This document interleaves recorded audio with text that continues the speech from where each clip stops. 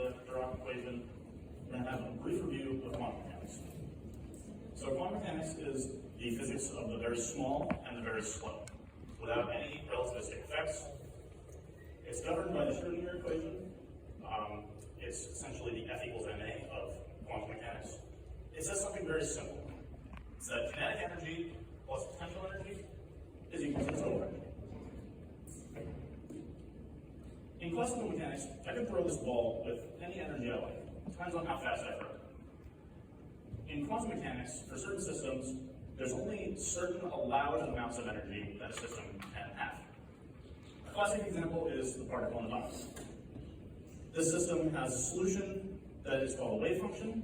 This would be plugged into this obeys the Schrödinger equation, essentially. It's indexed by n, which are the allowed energies of the system. So as you increase n, it goes 1, 2, 3, 4, etc. Those are the allowed energies that you would get from this expression. The same thing applies to more realistic systems. The simplest case would be the hydrogen atom. It's just a single proton with a single electron. But the problem is that even the simplest situations get really complicated in quantum mechanics. It only gets worse once we start to account for the effects of special relativity. This is an analytical solution, as a solution that you can do by hand. And this is the motivation for using computers to do the hard calculations for us. So this brings us to the Dirac equation. It's a result of efforts to merge Einstein's special theory of relativity with quantum mechanics. So now this is what's called quantum field theory, and specifically this quantum field theory is called quantum electrodynamics. So now you see, we've moved over from the small to the small and fast. The Dirac equation is so special because it describes the dynamics of half-integer spin particles. That includes electrons, quarks, etc. It's matter, basically all matter that we can see. And here it is. So you can see it's pretty similar to the Schrödinger equation. It has the same kind of form where we have the total energy is the kinetic energy plus the potential energy. But we have this extra term here that comes from special relativity, E equals mc squared. It's the rest frame energy of that particle. Compared to Schrödinger, it's very similar. And their functions are also very similar. The Dirac equation, what we're going to do with it is we're going to use it to find the allowed energies of a particular system. My specific goal is to find the allowed energy levels for hydrogenic atoms. With the additional condition, since we're using numerical methods, this allows us to consider the nucleus of the atom to be finite in size. In analytical solutions, we would consider it to be a point charge, so it has no size. And of course, why am I doing this? Well, it's fun. But also, my first big computational physics project was computing solutions to the Schrödinger equation for arbitrary potentials. The Dirac equation is an extension into relativistic quantum mechanics, which I'm particularly interested in, so it seemed like a natural next step. And of course, how are we going to find solutions? Well, we use Python specifically to search over a spectrum of possible energies, and at each one we use a fourth-order Runge-Kutta method to solve differential equations that we get from the Dirac equation and see if the solutions that it gives us are necessarily physically meaningful. Specifically the wave functions. The wave functions will have certain properties that we can check for and see if they are viable solutions to the Dirac equation. Interestingly, for the Dirac equation, it involves matrices. So these two, this beta and this alpha, those are matrices, which gives us multiple components to the solution. We call them the big component and the little component. You'll see why. So again, the differential equations that we derive from the Dirac equation are right here. You can see the two different solutions, psi A and psi B. These differential equations are coupled, meaning that both of them contain both solutions in them. And at each possible energy level, the Runge-Kutta fork is calculating and solving these differential equations. I'm going to give you a very simplified way to think about what the code is actually doing. And to do that, we're going to use the energy color gradient of science. So you You can imagine this as a very wide range of continuous energies. Any energy value you think of will be here. The allowed energies are specific colors. So this could represent some value, this would represent another value. This isn't actually what's happening, this is just a nice way to think about it. So what about in here, where there's no allowed energy? If we were to plug those values into the Dirac equation, which I can actually do in the code, it gives us something like this. This is an actual curve that we get from the code, except it doesn't correspond to an allowed energy. It's a little bit below. So we see that it dips down and then it blows up at large distances from the nucleus. It forms this tail that's always there. And underneath it, what makes it not physically meaningful is that there's infinite area under this curve. It can't be normalized, basically. Normalization tells us that we can set there's a finite probability of finding the particle at some distance. As we increase the energy and approach the allowed energy, we see that the shape of the curve changes. It starts to flatten out, but it's not quite zero there. So there's still an infinite amount of area. But finally, once we hit that allowed energy and plug it into the Dirac equation, solve the differential equations, we see that the tail lags. It flips down. So that's what we actually look for to tell us once this has hit zero, and that tells us that there's a finite area, so that is actually a solution to the Dirac equation. So, okay, we found an allowed energy. What do we compare this to see the effects of this finite nucleus? We can't compare this to an analytical solution that considers a finite nucleus. We have to use the energies that we get from an analytical solution considering a point charge nucleus. So here is mc squared. That's just the rest energy of the electron. This term gives the standard non-relativistic energy levels of the hydrogen atom. This term accounts for the fine structure correction.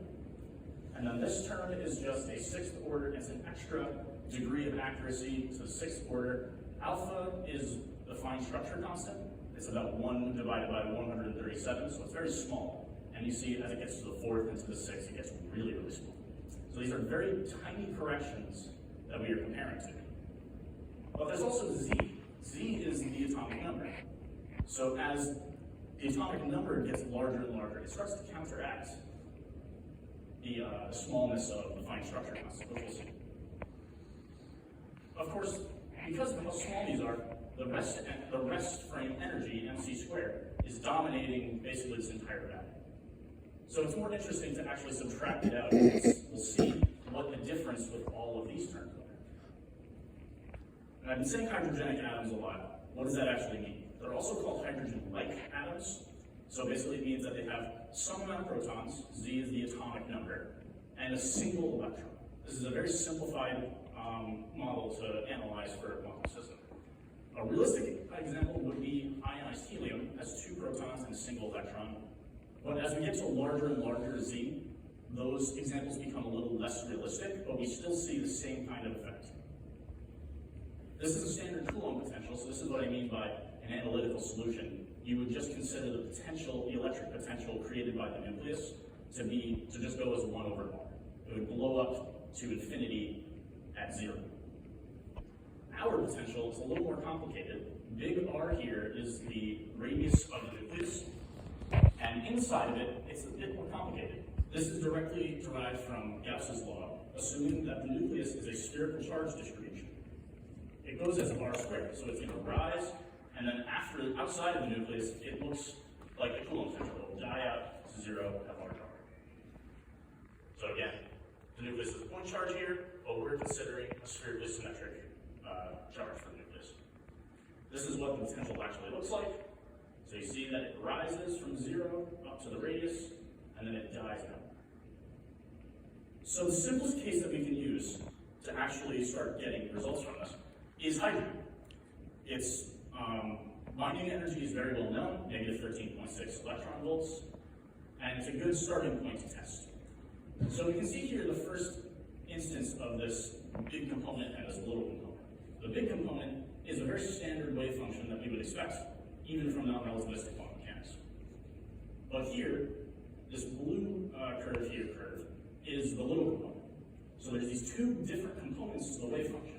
And remember, the wave function is just a mathematical description of the information that the particle has. This isn't actually a physical quantity. We can get a physical quantity from this. We could get the probability distribution and see where is the particle most likely to be, but the wave function actually contains a whole lot more information. So we see once we plug in, once the code starts running and it finds the first energy eigenvalue, this is what it spits out. So gamma here is just a dimensionless version of the energy, so we call it a search parameter. It's all the values that the code is actually searching over, and then it's directly related to the energy level. So this one, it says that it found an energy value at negative 13.608. The theoretical is negative 13.607. The difference is really small, especially and that makes sense. We would expect that the nucleus, even if it was finite, to have a very, very tiny effect on the wave function. At least for hydrogen, because hydrogen is so small. And as we increase in energy, so after this is found, it gives you the option to move up to the next energy level. Going up to the third energy level, we see that that difference has shrunken even more. So now it's shrunk by a factor of 10. That makes a little more sense too, if you think about it in terms of you're giving the electron more energy, so the wave function spreads out. The electron is more likely to be further away from the nucleus, so the nucleus has a little bit less effect on the higher energy values. Next, I look at silver. So silver is a much larger atom, so it has 47 protons. The nucleus is only about 7 times larger than hydrogen, and it's a good example to see now we get an actually pretty significant little component here. Again, that's just part of the wave function. The actually interesting thing here is the energy eigenvalues. So now the difference is pretty significant. It's about 543 electron volts. And we might start to think, well, is this actually because of the nucleus, or is it because of just the accuracy of the code? As we go up to higher energy values, we see that the difference continues to decrease. So that can tell us that, or as we go up to energy levels, it's decreasing. If we actually shrink the search parameter to be more accurate, more fine, we don't get any difference between, or it computes the exact same energy value. So that tells us that the difference here is actually because of the size of the nucleus. It's not just because of the code, because of the search parameter could be smaller. Because we get the exact same results, even by shrinking the accuracy, it gives us the same results. Finally, I tried uranium, a very large atom, and again, big little component. And now the difference is huge. It's 48,000 electron volts. But again, as you increase the energy level, it decreases significantly. So, summary, we used the fourth order bunker-cut method to solve the Dirac equation numerically, found this predictable behavior of higher energy levels with respect to the difference between theoretical computation and the energies that it's actually finding. And we can see that the finite nucleus does have an effect on these energy eigenvalues. I want to say thank you to Dr. Biswas. You've been giving me invaluable advising for 3 years, almost since the beginning. Dr. Hearn, you've offered me so many opportunities here, and I'm very thankful. And my fellow students for making it all through with me, and my parents for everything.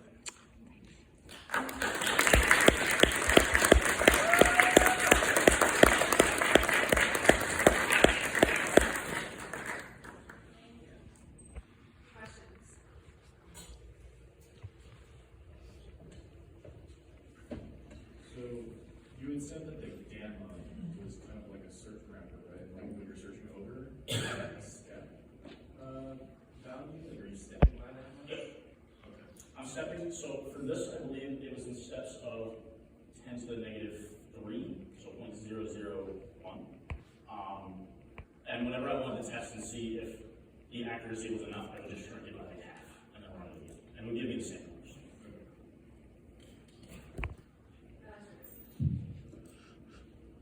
Thank you. I'm not quite sure how to phrase this, but your side beam component, is there any significance to it being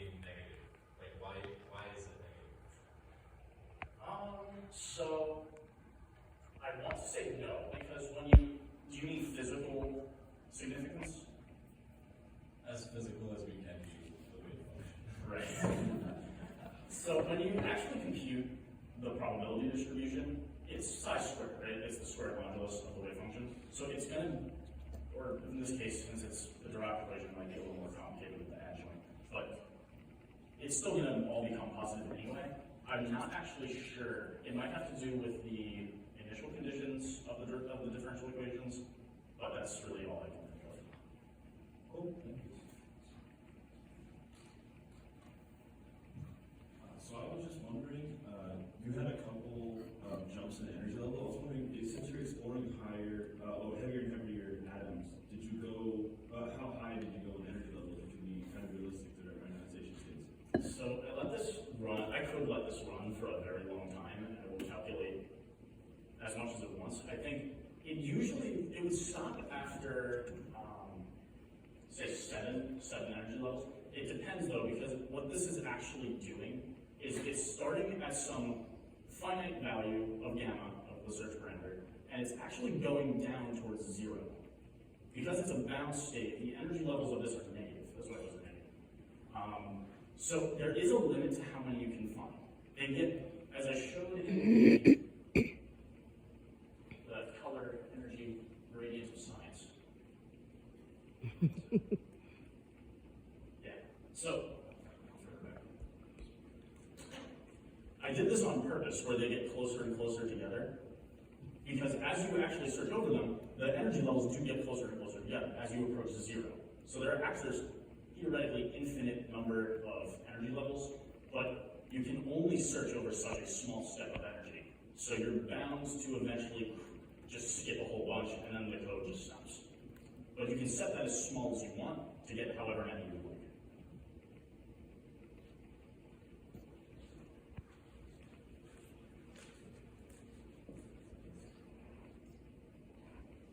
Question about the silver slide.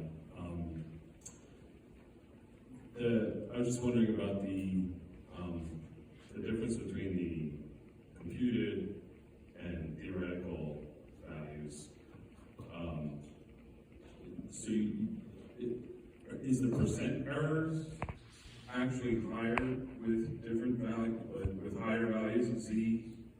I mean, I guess my question is, you show the difference as an absolute value, but did you calculate the percent error from the actual, theoretical, or does that percent error increase with larger values of Z, or is the percent error constant? If I had more time to work on this, I would absolutely start delving into what the fine grain, what is the percent error in these calculations. The main source of how accurate this was that I went with was shrinking the search parameter to be even more fine. There's also not a search parameter, but there is a parameter where each time the rubber cut is solving the differential equation, it has to step spatially along distance from the nucleus.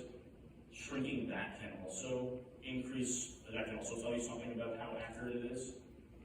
But I was really just going off of that. I didn't really get to the point where I was thinking of how I could implement percent error into this.